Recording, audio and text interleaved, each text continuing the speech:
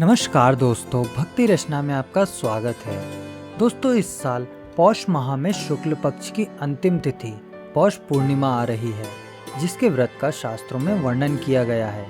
पौष पूर्णिमा का व्रत महत्वपूर्ण है, इसलिए आपको इसके बारे में ज़रूर जानना चाहिए। आज के इस वीडियो में हम पौष पूर्णिमा कब है, पौष पूर्णिमा की पूजा विधि और उसके महत्व और पौष पूर्णिमा की कथा के बारे में जानने वाले हैं। तो चलिए बिना किसी देरी के शुरू करते हैं आज का वीडियो। लेकिन उससे पहले चैनल को सब्सक्राइब कर लीजिए ताकि आने वाली हर वीडियो आप तक आसानी से पहुंच सके। पौष माह में शुक्ल पक्ष की अंतिम तिथि पौष पूर्णिमा के नाम से जानी जाती है। इस साल यह तिथि 25 जनवरी 2024 दिन गुरुवार को है।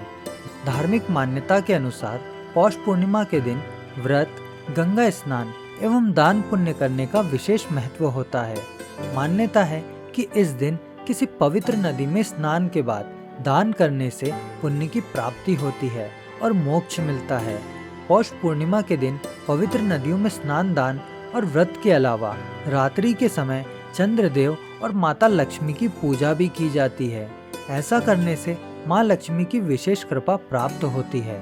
हिंदू पंचांग के अनुसार 24 जनवरी 2024 की रात 9:24 से पौष माह के शुक्ल पक्ष की पूर्णिमा तिथि शुरू हो रही है और अगले दिन यानी 25 जनवरी 2024 को रात 11:23 पर इसका समापन होगा। ऐसे में इस साल 25 जनवरी 2024 को पौष पूर्णिमा मनाई जाएगी। पौष पूर्णिमा के शुभ मुहूर्त की बात करें तो पौष पूर्णिमा के दिन अभिजीत मुहूर्त दोपहर 12:12 से 12:55 तक है। साथ ही इस दिन पुनर्वसु नक्षत्र, सर्वार्थ सिद्धि योग, रवि योग और गुरु पुष्य योग का अद्भुत संयोग बन रहा है। शास्त्रों के अनुसार इस शुभ योग में पुण्य और धार्मिक काम करने से ज्यादा फल मिलता है। पौष पूर्णिमा के व्रत की विधि की बात करें तो इस दिन पवित्र नदी या कुंड में स्नान करना चाहिए और स्नान से पहले वरुण देव को प्रणाम करना चाहिए। यदि आप किसी पवित्र नदी या कुंड में स्नान नहीं कर पा रहे हैं या वहां पर नहीं जा सकते हैं तो आप घर पर पानी में गंगा जल मिलाकर स्नान कर सकते हैं। स्नान के पश्चात सूर्य मंत्र का उच्चारण करते हुए सूर्य देव को अर्घ्य दें। स्नान से निवृत्त होकर भगवान विष्णु और माँ लक्ष्मी की पूजा करें, उन्हें नैवेद्य अर्पित करें, फिर ब्राह्मणों और गरीबों को यथाशक्ति दान दें। पौष पूर्णिमा पर दान की बात करें तो आपको तिल, गुड़, कंबल और ऊनी वस्त्रों का दान करना चाहिए। इससे माँ लक्ष्मी प्रसन्न होती हैं। इस बात का ध्यान जरूर रखें कि दान केवल जरूरतमंद लोगों तक पहुँचना चाहिए। पौष पूर्णिमा पर दान की बात करें तो आपको तिल, गुड़, कंबल और ऊनी वस्त्रों का दान करना चाहिए। इससे माँ लक्ष्मी प्रसन्न होती हैं। इस बात का ध्यान जरूर रखें कि दान केवल जरूरतमंद लोगों तक पहुंचना चाहिए। पौष पूर्णिमा के शुभ मुहूर्त और पूजा विधि के बारे में तो आप जान चुके हैं। चलिए सुनते हैं पौष पूर्णिमा की कथा। तो दोस्तों, एक बार नारद जी ने भ्रमण करते हुए मृत्यु लोक के प्राणियों को अपने अपने कर्मों के अनुसार तरह तरह के दुखों से परेशान होते हुए देखा। इससे उनका हृदय द्रवित हो उठा और वह अपने परम आराध्य भगवान श्री हरि की शरण में कीर्तन करते हुए पहुँच गए और स्तुति पूर्वक बोले, हे नाथ, यदि आप मेरे ऊपर प्रसन्न हैं तो मृत्यु लोक के प्राणियों के कष्ट हरने का कोई उपाय बताने की कृपा करें।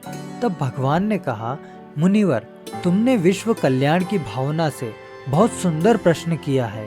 आज मैं तुम्हें ऐसा व्रत बताता हूँ जो स्वर्ग में भी दुर्लभ है और महान पुण्यदायक है तथा मोह के बंधन को काट देने वाला है, जिसका नाम है श्री सत्यनारायण व्रत।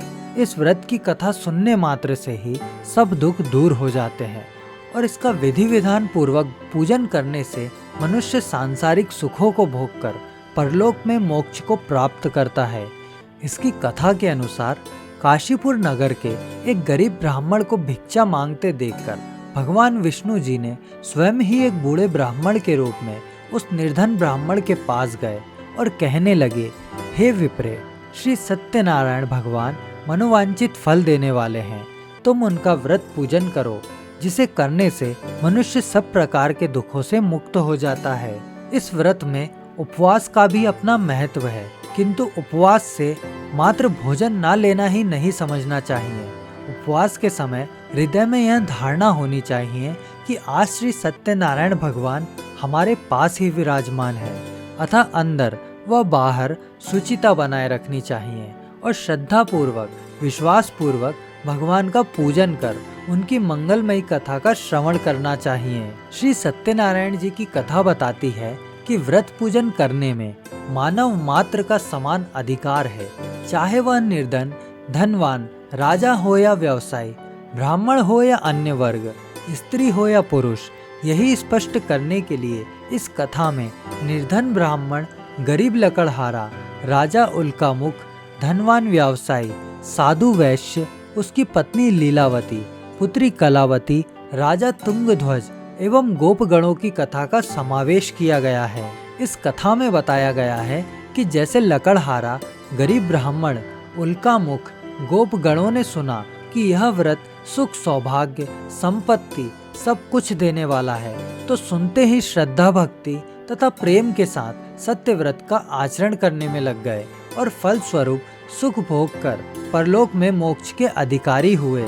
एक साधु वैश्य ने भी यही प्रसंग राजा उल्कामुख से सुना, किंतु उसका विश्वास अधूरा था और श्रद्धा में कमी होने के कारण उसने मन में प्रण लिया कि संतान प्राप्ति पर सत्यव्रत पूजन करूंगा।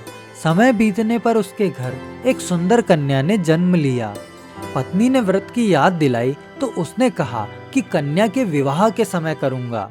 समय आने पर कन्या का विवाह भी हो गया, किंतु उस वैश्य ने व्रत नहीं किया। वह अपने सभी दामादों को लेकर व्यापार के लिए चला गया। वहां उसे चोरी के आरोप में राजा चंद्रकेतु द्वारा दामाद सहित कारागार में डाल दिया गया। उसके अपने घर में भी चोरी हो गई। पत्नी लीलावती और पुत्री कलावती भिक्षा मांगने के लिए विवश हो गई। एक दिन कलावती ने किसी के घर श्री सत्यनारायण का पूजन होते देखा और घर आकर माँ को प्रसाद दिया। तब माँ ने अगले दिन श्रद्धा से व्रत पूजन कर भगवान से पति और दामाद के शीघ्र वापस आने का वरदान मांगा। श्री हरि प्रसन्न हो गए और स्वप्न में राजा को कह दिया कि वह दोनों बंदियों को छोड़ दे, क्योंकि वह निर्दोष हैं। राजा ने अगली सुबह उनका धन धान्य तथा प्रचुर द्रव्य देकर उन्हें विदा किया। घर आकर पूर्णिमा और संक्रांति को सत्यव्रत का जीवन भर आयोजन करता रहा। परिणाम स्वरूप उसे सांसारिक सुख भोग कर मोक्ष प्राप्त हुआ।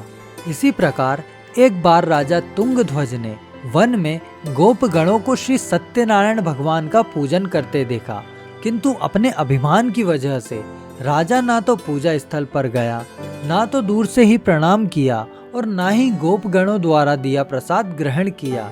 परिणाम यह हुआ कि राजा के पुत्र, धन धान्य, अश्व गजादि सब नष्ट हो गए। राजा को फिर ये आभास हुआ कि विपत्ति का कारण सत्यदेव भगवान का निरादर है। तब उसे बहुत पश्चाताप हुआ। वह तुरंत वन में गया और गोपगणों को बुलाकर उनसे सत्यनारायण भगवान की पूजा विधि पूछी और बाद में पूजा भी की। फिर उसने उनसे ही प्रसाद ग्रहण किया तथा घर आ गया। उसने देखा कि विपत्ति टल गई और सारी संपत्ति तथा जन सुरक्षित हो गए।